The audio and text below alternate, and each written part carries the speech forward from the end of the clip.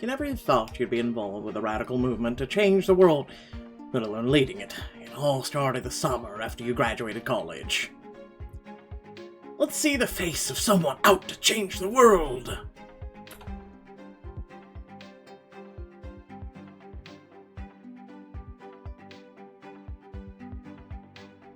Let's see what hairstyles we have. Next, choose a hairstyle. Purple mane. Cherried away.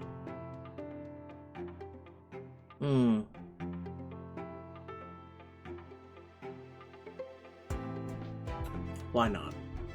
Finally, prepare to take action in your first outfit. We have Grey Lady. Black Swan. Cold Shoulder. Ready to make an impact? Yes, I feel great. Harriet. Thompson. What a name. Rising Tide, Chapter 1, High and Dry. You step off the bus in your hometown, Cedarport, when you catch the scent of the sea air. A wave of nostalgia washes over you. Home sweet home. Did Cedarport get smaller since I left? Harriet! Over here! Your sister pushes through the bus stop crowd, jumping at you with a powerful hug. Your parents follow with huge grins. Hey, someone's excited. Didn't I just see you at my graduation a week ago? Yeah, but now you're home for the first time in like, what, 3 years? I was starting to think you hate Cedarport. Cut her some slack. I'm proud of you for scoring those internships, Harriet, even if we missed you during the summer. Just think, Charlie, in a few years you'll get to scrounge for some summer jobs too. Whoa, I'm still 2 years away from being a broke college student. Let me enjoy my youth in peace. No way, I'm gonna spend the whole ride home telling you horror stories about the all-nighters I pulled. Where'd you guys park? Well, we were going to drive here to get you, but your sister made a convincing case against it. We're only a mile away from home. Do we really need to waste 400 grams of CO2 to pick you up from the bus? Yes. You stare in confusion, and your dad rolls his eyes slightly, squeezing Charlie's shoulder. She did a report last year on how greenhouse gas emissions are affecting the Arctic. This is our life now. Okay, but I am kind of carrying everything I own. Then you'll get a good workout on the walk home. Come on, think of the polar bears. I see your point. But you're taking half the load. No fair, it's not my stuff. You've got so much stuff. It's not my fault you decided not to bring the car either. Pick a bag, any bag. I really hate you sometimes. Liar. I miss the sound of our daughters bickering. You set off for home together as you cross through the familiar streets of Cedarport. All the happy memories of your youth come flooding back. So tell me, college grad, does it feel weird to be back? Now, after you, are you planning to stay long? Any ideas for your post-grad plans? Dad, I only just got here. Honestly, I think I need a little bit more time to figure out what I want to do next. To look for jobs and all that. Well, our family business will always have a place for you. Fishing is the backbone of Cedarport's economy. I have missed taking the boat out. And you wouldn't believe how many classmates I impressed just showing them how to tie knots. But I kind of want to branch out and find something a little more different. I just don't know what yet. You should talk to Eddie about it. I know he's been on the job hunt too. I'm assuming you two are planning to catch up today. Come on, Mom. I haven't seen my best friend in person since, well, he came to visit me last year. We're not going to talk jobs. Besides, I've never seen anything like this. There must be thousands of them. You're cut short as you approach the docks. There's a crowd is forming by the water's edge and people are exclaiming loudly. Oh no, look at the bay! Oh my god. Oh, well, that's a lot of fish. Why are they all dying? Don't say it's people. Your blood goes cold, the waters are teeming with dead fish floating belly up. People murmur among themselves, staring at horror. It's just terrible. What are we going to do? Someone call Mayor Lau. We need to hold an emergency town hall meeting. What happened? What could have killed so many fish? I don't know, but we should get home and check on our boat. As the reality of the scene sets in, your stomach sinks, and you realize that the town you grew up in, the town you love, is never going to be the same.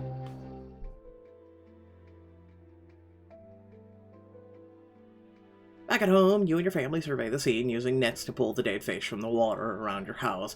This is a disaster. I mean, this town is pretty much built on fishing businesses. I was out on the boat yesterday and everything looked fine. If it turns out some idiot was dumping waste offshore... Hey, I know this doesn't look great, but let's not get ahead of ourselves. It could be a random algae die-off or something. There was the week in '64 when it hailed for a week and wrecked everyone's houses, but it never happened again. Sometimes nature is weird. But this isn't '64. What about climate change, pollution? What if it's a man-made problem? Don't worry, Charlie. This town will take steps to address it. Even if it is the result of pollution or something, I'm sure Cedarport will make sure it won't happen again. But what if the damage is done, and it's too late to fix things? If it's a problem humans made, it's a problem we can fix. I'm sure everything will get addressed at town hall meeting tonight. Humans have caused a lot of problems they haven't fixed. You two can barely sort out recycling, so sorry if I don't hold my breath. Without another word, she tosses her net aside and storms into the house. Your dad sighs and shakes his head. She makes it sound like it's our fault. Isn't it the government's job to address climate change? Yeah, well, it's not the government. Like, they've done a great job of it so far. Personally, I think that more people should be thinking about it. I'm just worried. I'm glad that she cares about making the world a better place, but she takes it so personally. This isn't good for her. Why don't I go talk to her? Maybe she'll listen to me. You gently knock on Charlie's door, letting yourself in. Your sister is sprawled out on her bed, staring at the ceiling. Hey, you doing okay? Talk to me. I just felt so helpless. The environment is crying out for help, and what's the world doing in response? What am I doing to help? You flop down next to her on the bed like you've done so many times before. You take in the familiar posters on the wall, Charlie's sewing machine hunkered in the corner, and the slight lavender smell of her shampoo. Didn't Mom say you wrote a report on climate change? Maybe you could do something with that. Well, I wanted to submit it to honor students program, but Principal Strickler blocked that because my paper was too political. Strickler's always been a jerk. My history with him probably didn't do you any favors. Charlie rolls over on her stomach, pressing the side of her face into her pillow. What if we're past the point of no return? What if Earth becomes uninhabitable in my lifetime? How can I stop it? You know what probably won't help? Falling into a panic spiral. Luckily, you've got a sister who's great at talking to you down from the ledge. Let me remind you that...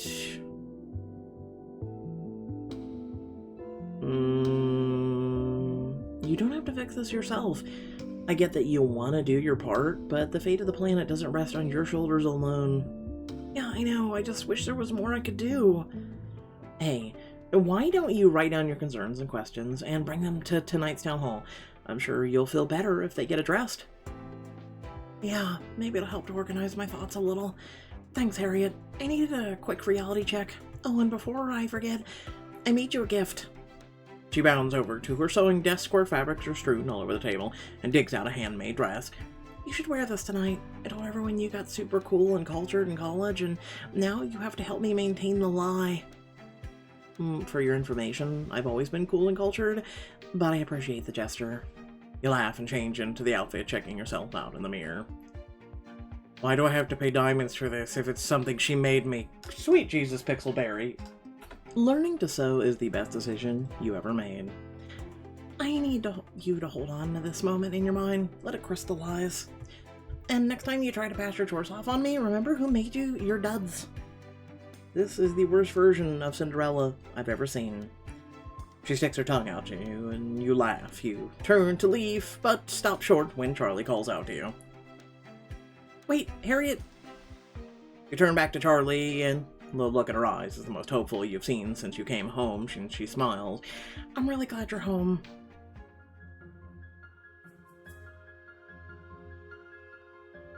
That evening, Cedarport residents begin assembling in the town hall. You and Charlie follow your parents up the steps. Okay, girls, your dad and I need to go talk to Janelle and see what the Fishermen's Association is saying. We'll catch up with you in a bit. Janelle? Wait, what happened to Henry? He's led the FA since I was a kid. Honey, he moved to Northbridge 2 years ago. I could have sworn we mentioned it at some point, but maybe not. Mom, can you ask Janelle about her thoughts on climate change? I'm gonna grab a seat and get my questions in order. As your family heads inside, you glance around, hoping to spot Eddie. Then someone clears their throat behind you, and you turn to see Principal Stickler. Your heart sinks a little, but you force yourself to remain neutral. Well, look who's back in town. God help Cedarport if we have to deal with 2 Thompson daughters on the news. Your sister is already a handful. Oh, you mean Charlie? The same Charlie who gets straight A's every semester? Personally, I think our grading criteria needs a revamp. Our teachers are overly forgiving, in my opinion. And Charlotte is in sore need of an attitude adjustment. Backtalk, disrespect, flippancy. Wonder where she picked that up from. If you're referring to me, you should know that I just graduated college. Cum laude, no less. You must be so proud. To be frank, I would have put money on you dropping out, so congratulations on proving me wrong. Well, it's nice that you're so invested in your student success. Clearly this is the right career for you. Nothing says devoted educator like the need to pick away at my self-esteem. Say whatever you want, but I'm going to make something meaningful out of my life, unlike you. Strickler's face twists into a snarl, and you feel a surge of satisfaction. As you can tell, you've gotten under his skin.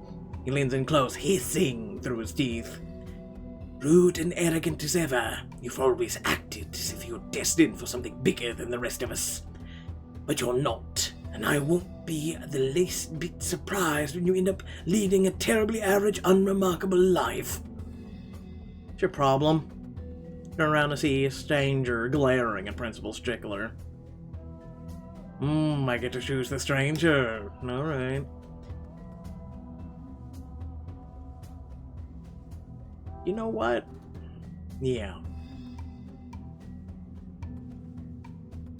I beg your pardon, what did you say to me? What did I just say to you? Buddy, you're the one acting like a jackass. How dare you? I don't have to put up with this kind of talk. I'm a respected member of this community. Respected? Yeah, right. The way you wield your power just reeks of insecurity. You can't help but smile a little as Principal Strickler's face goes red. He jabs a finger at the stranger. I ought to have you thrown out. This meeting is for residents only, and I've certainly never seen you before. I'm not gonna let Strickler bully this guy after he stuck up for me. Maybe I can think of up an excuse. Actually, he's from Fish and Wildlife Services. Stranger catches your eye and gives you a slight smile, while Strickler's brow furrows. He came by to talk to my family earlier today. And while putting assholes in their place is technically outside of my job description, I'd argue that it's still in the spirit of cleaning up our town, or your. Principal Stickler shakes with fury and then turns on his heel and storms away. A smile creeps across your face as you and the stranger enter the town hall together. Wow, I've never seen anyone take him down like that. You need to teach me your skills. No skills, just a blatant disregard for authority and a mouth that gets me in trouble. Also a weakness for well-dressed women. You know you stand out in a crowd. Apparently enough to get noticed by Cedarport's resident bully. I wouldn't mind blending in a little more. A gorgeous gal like you. I get the feeling you can't help but shine. Seriously though, what's that guy's problem? He used to be my high school principal. I graduated 4 years ago, but he still takes particular pleasure in picking on me. Ah, a 4-year grudge, huh? You must have been quite the troublemaker. I wasn't, that's the thing. I was a straight-A kid, staying out of trouble, and I wrote for our school paper. But he didn't appreciate it when I published an opinion piece about how his school dress code enforcements were super sexist. A woman after my own heart. Hard-hitting journalism is my love language, which is why I went into the field, actually. Wait, really? That's awesome. I don't think I got your name. I'm Harriet. Sorry, Robin, Tora. Investigative journalist. So what happened after you wrote that op-ed? Nothing good. Strickler removed me from the writing staff for my slanderous and partial coverage. Nothing says I shouldn't be in charge of teenagers, like control issues and a fragile ego. I hope you invoked freedom of the press. I guess I could have pushed back, but I just let the matter drop. He's clearly still bitter, though, so thanks for sticking up for me. Please, seeing a mini-dictator fume is all the thanks I need. Well, let me make it up to you sometime at least. How about we grab coffee sometime? It almost sounds like you're asking me out on a date. I almost might be. Wow, up front. Thinks of on her feet, pushes back against authority. I think you might be my dream woman. He gives you a cocky grin and leans a little closer. You return his playful gaze. Harriet, you made it. You turn and see Eddie rushing towards you from across the room with a big smile. Let me guess, boyfriend? Oh, it's not like that at all. Eddie's been my best friend since I was a kid. Ah, then I should let you catch up. See you later. Before you can react, Robin winks and disappears into the crowd. Eddie reaches you and wraps you in a big hug. Sorry we didn't get to hang out today. I was gonna come over and say hi after you got settled, but oh, don't worry about it. I'm just glad to see you. Eddie steps back, scanning your outfit, and raises his eyebrows in admiration. Wow, I see the college really upped your fashion game. Not that you were unfashionable before, but this is a Master League look right here. For what it's worth, I think I wore sweatpants at least 5 days a week for my entire senior year. Charlie made this for me. Ah, the Thompson sisters. Between her sewing skills and your modeling, you're gonna take the world by storm. Well, we'll see if modeling is in my future. I guess right now we have other things to think about. I guess you saw the carnage of the dogs then. It just sucks that this happened right when you got back. How's your family holding up? My parents were surprisingly chill about everything. They think the fish thing is just a fluke. They're right. It's gonna be fun. And I know this because Werner Rafferty, the CEO of Monteverge, is here tonight to offer support.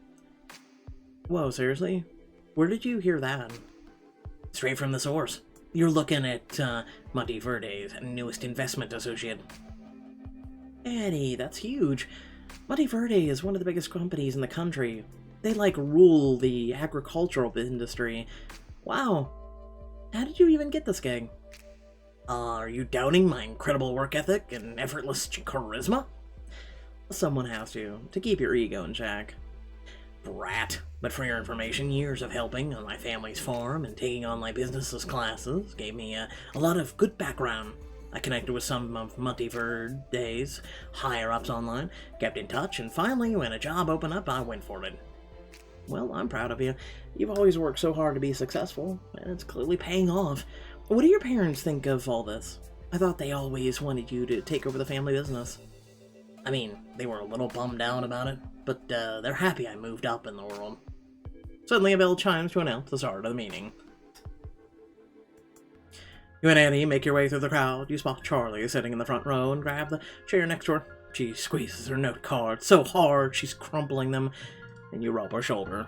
Don't worry, it's all gonna be cleared up. I promise. She gives you a relieved smile, casting a glance behind you. You see your parents sitting a few rows back. They flash a thumbs up. The room quiets as Mayor Liao takes the podium and begins speaking. Good evening, everyone. Let me say first off that I'm sorry we're here under such unfortunate circumstances.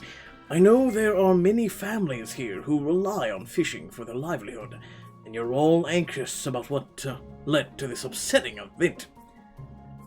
We don't know what caused the die-off yet, but we do know that Cedarport is resilient. There's no tragedy that will ever shake our sense of community. Charlie shifts beside you, and you lean closer to whisper, "This is all just filler talk. Why did he even call this meeting if he doesn't have solid info?" Well, let's hear what else he has to say. He only just started, Charlie. Experts are looking into the incident, but in the meantime, I hope we all work to support one another and lend a hand where we can. To that end, I'm very excited to introduce a special guest. Please join me in welcoming Warner Rafferty. The crowd applauds as a suave, well-groomed man takes the stage. Thank you so much, Mayor Lau, and thank you, Cedarport, for having me. I'm sure you know our story. My grandfather, a Cedarport native, founded the company with the dream of leading America's agricultural industry. Now that dream has come true, and we've never forgotten where we came from, and the community that supported us as we grew. We at Monteverde want to give back however we can, and that's why we're donating funds and supplies to help to clean up the fish from the bay. The crowd applauds again, and sighs of relief are heard throughout the crowd. To your left, Eddie looks enraptured and proud, and you lean over.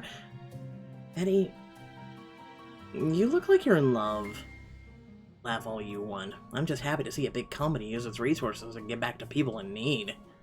We also hope you'll join us tomorrow morning for a community beach cleanup. We all have a part to play in caring for Cedarport. Shirley suddenly raises her hand and stands up. Excuse me, can we address how the fish died? If pollution or environmental damage is hurting our fish, we need to... I completely understand your concern, miss.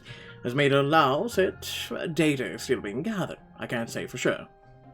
Well, can you say if Monteverde is willing to offer funding for that research or other preventative measures? I researched similar events around the world, and there's strong evidence that climate change is affecting our ocean's ecosystems. If... Charlotte! Perhaps you should calm down for a minute and let Mr. Rafferty finish his speech. I am calm. Oh, let's at least listen to the guy, Charlie. I'm trying to get some answers, and I can't understand why the rest of you aren't more concerned. Charlotte, everyone here is worried. We don't need you stirring the pot more. We also do need to attack my daughter for asking an honest question. You exchange a worried glance with Eddie, muttering breaks out in the crowd, heart pounding. You stand up. Hey, don't just brush her off. We're all here because we want answers. You're ganging up on a teenager because she's asking the questions you're too afraid to ask. People look away sheepishly. Charlie stands up a little straighter and shoots you a relieved smile. Excuse me, Mr. Rafferty? Robin Torre, independent journalist. I'd like a second to second some of the one young woman's questions. Many companies are going green in the face of climate-based disasters. I'm curious where Monteverde stands on the issue. We care about the environment as much as anyone. However, we want to make sure that all of our efforts are effective and appropriate. And speaking of appropriate, I resent this out-of-towner asking divisive questions so we can get a headline. I'm trying to get to the bottom of what's happening here, just like the rest of you. I appreciate the concern, but maybe you should let us handle our own problems. We don't need any more trouble where there isn't any. Now, I'd like the peanut gallery to settle down so we can continue the meeting peacefully. Oh, yeah. Then maybe you should... I want to say it, but last time I checked, you're not in charge here. This isn't a school assembly, it's a public gathering, and the rest of us have as much say in this discussion as you do. Strickler's face goes red. You can swear you hear Charlie whisper, "Nice," under her breath. Before the argument can continue, Warner cuts in again. Everyone, please. I think what Cedarport needs right now, more than anything, is a sense of unity. We have to focus on the big picture. Well said. I couldn't agree more. Community has always been central to our culture here. We can't let fear change that. Charlie quietly gets up and slinks towards the exit. You and Eddie exchange a glance and follow her outside. This is pointless. They're not telling us anything. Come on, Charlie. It's like they said. They're just still trying to get the bottom of everything. They're dismissing the possibility that this could be something bigger. Monteverde needs to do more on that front. Hey, Monteverde isn't solely responsible for fighting climate change. You can't put all that on us.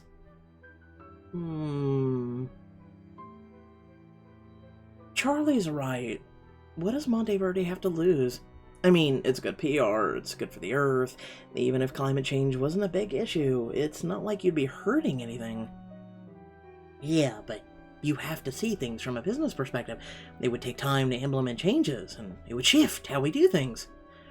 Which might lead to errors and delays, and it might be more expensive and affect workers' salaries. I'd rather help where we can than uproot our entire production process.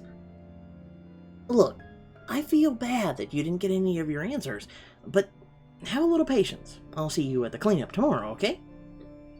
He heads back inside. Charlie slumps against the wall and lets out a long sigh. I feel like no one cares what I have to say. Hey, I care what you have to say. You put your arm around her and she leans in your shoulder. You're so preoccupied thinking about the events today that you don't almost hear someone approach. Sorry to intrude again. Harriet? Charlie, right? I thought you brought up some really good points in there. Really? I'm glad someone thinks so. I wish more people had listened. If it's any consolation, I've seen this kind of reaction a lot of covering similar stories. People would rather deny than face a scary truth. It still sucks, though. I was really hoping we'd get to the bottom of things at the meeting. I'm gonna head home. I need to, listen to Lizzo and angrily sew some clothes to burn my aggression off. Okay, kiddo. I'll catch up with you later. With a heavy sigh, she heads off and you watch her go. Robin offers a sympathetic smile. Poor kid. That was really brave of her to speak up in there. I hope she doesn't take this too hard. She's tough, but I really appreciate that you backed her up in there. It needed to be said, even if it makes it harder to interview residents for my article. Good luck with that. You might have picked this up from the principal stickler, but people here don't exactly lay out a welcome mat for strangers. You'd be surprised. I can pour some pretty thick charm, and it looks like there's at least one Cedarport resident who tolerates me. Robin grins at you, and you feel your cheeks growing warm. Listen, I want to investigate the climate angle of this story, and it sounds like you and your sister have similar concerns. How about we work together? Help me get a beat on Cedarport, and I'll make sure the story hits big and people understand what's at risk here. Well, what do you want me to do? Give you a tour and fill you in on the exciting history of our local economy? Something like that. Plus, I'd love to get to know you a little bit better. Show Robin around town to learn more about his past. Help him gather material for your story and share a special moment together. Yay, we're gonna go to the docks. I've got lots to tell. Plus, I still owe you for taking down Strickler earlier. Hey, that one was a freebie, but I won't turn down an offer to hear your thoughts. Show me Cedarport through the eyes of a native.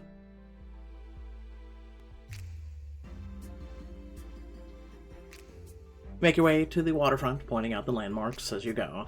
And this is more or less our city center, where everyone is either working or hanging out. Fun fact, I've got kids banned from the docks when I was 5 because I kept throwing fishermen's fish back onto the sea. Hey, we all need a legacy. If you're trying to get a beat on Cedarport, this is probably the place to look for people to interview. Or you can just eavesdrop, which you seem pretty good at. Eavesdropping is only my backup plan for when I become overwhelmed with too many subjects tripping over each other to be interviewed. Does that happen often? Never in my lifetime, but I'm holding out hope. Robin grins broadly, and you chuckle. So, what drew you to the story? I mean, I haven't seen any other journalists lining up to cover the story so far. A lot of media won't cover stories in small towns like this because they don't think it'll appeal to the ratings. They go for the zeitgeist of the moment. But just because a place like Cedarport isn't in the public eye doesn't mean that's what happening isn't important. I think it's vital to dig past whatever big thing is all over the airwaves so the world doesn't miss out on other stories. I used to work at the National Times. At first, I thought it was a dream come true. I'd made it to one of America's biggest publications. But I got more and more jaded. The top editors would subtly push me to take on or drop stories. I felt pressured to spin my articles to fit certain biases. In my mind, the paper was never that interesting in seeking out the truth or uncovering interesting subjects.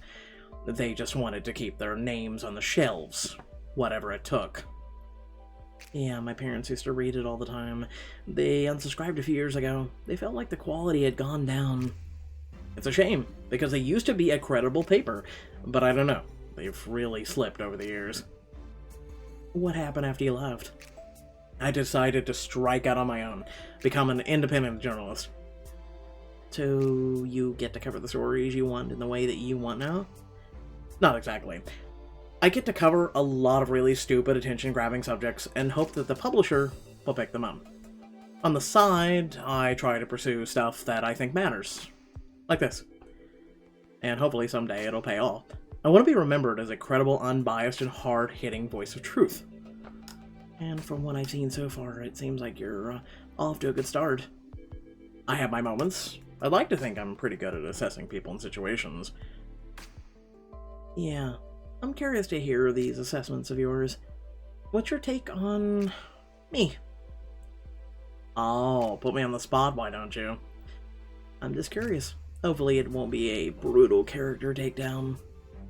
Luckily for you, I've got only nice things to say. From what I've seen, you seem intelligent, determined, confident, caring, and this is more my subjective opinion than professional assessment, but you're a pretty gorgeous woman, if you don't mind my saying. Anyway, that's only my quick first impression. I want to make sure I really understand Cedarport before I throw all my hot takes out in the world. And let me help you out with that. There's something else I want to show you. Robin raises an eyebrow quizzically and follows you down the streets to the docks, stretching out over the harbor. Further from the street, the moon casts a soft light over the docks. Robin stops to take in the sight. Wow, you don't see stars like this in the city. I definitely missed it when I went away to school, but there's more to this dock than just the view.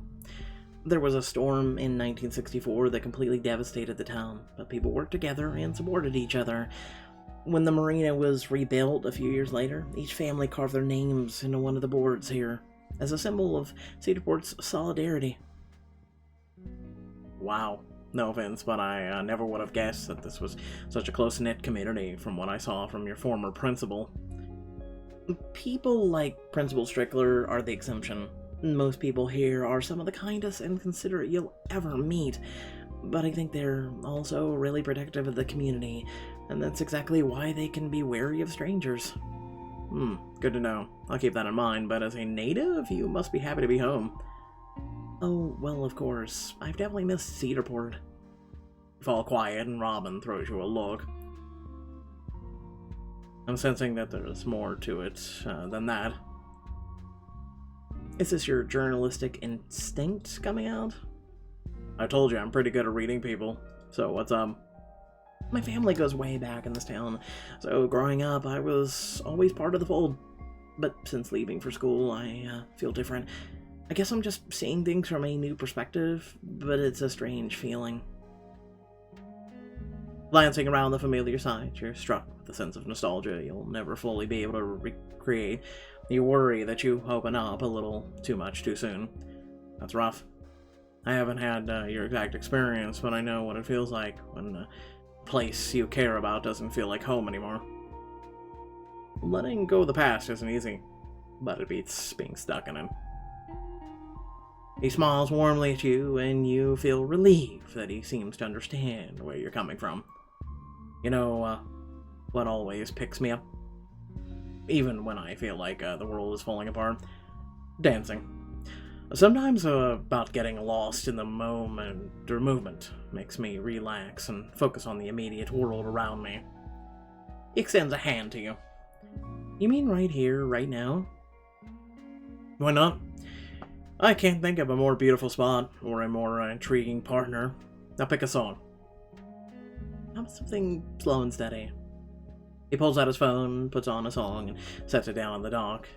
And he steps closer. You ready to be swept off your feet? Don't be shy. Oh, I'm anything but shy. Let me prove it to you. Please do. I want to watch you tear up this metaphorical dance floor. As you sway in time to the music, he pulls you closer, wrapping his arms around your waist, even though the song prior to this one was better. You raise your eyes to his, feeling a sudden wave of bashfulness hit you, but he returns the gaze steadily. This is pretty perfect, isn't it? With the moonlight and the sound of the ocean. I know. I can't believe I never thought of to try this before. Glad I could be your first. He winks, and you can't stop a smile from running across your face and heat rising to your cheeks. The events of the day seem to melt away, and the world is reduced to the feelings of his hands on your waist and his breath in your hair. Finally, the song ends, and you pull away, although somewhat reluctantly. So, did hand dancing help? I think it did. Who knew? I would have danced my way through finals week. Both chuckle, and Robin rubs the back of his neck. Hey, thank you again for talking to me and showing me around. I genuinely appreciate it. And thank you for sticking up for me and Charlie tonight. I should probably head back to the bed and breakfast and let you get home, but this ended up being a really nice evening. Hopefully we can do it again sometime. I hope so too. Gives you a long look that makes you feel wobbly at the knees. Well, good night, Harriet. See you around. With one last grin, he turns and heads down the road. You make for home, still wrapped in the pleasant buzz of the dance. Back home, you enter the kitchen to find your parents and Charlie sitting at the table, looking tense. Their faces are stony and serious. Mom, Dad, is everything okay? Well, you missed the end of the meeting. Mayor Lau said that until the cause of the die-off is known, fishing is banned. Without work, we won't be able to get by for very long. If this situation doesn't change, we're going to be in real trouble. What kind of trouble? He lets out a long sigh and runs his hands over his face. If we can't get back out there in 4 weeks, then we lose the business. You look over at Charlie, taking in her worried expression. You reach out to put a hand on hers. Then we have 4 weeks to do something about this.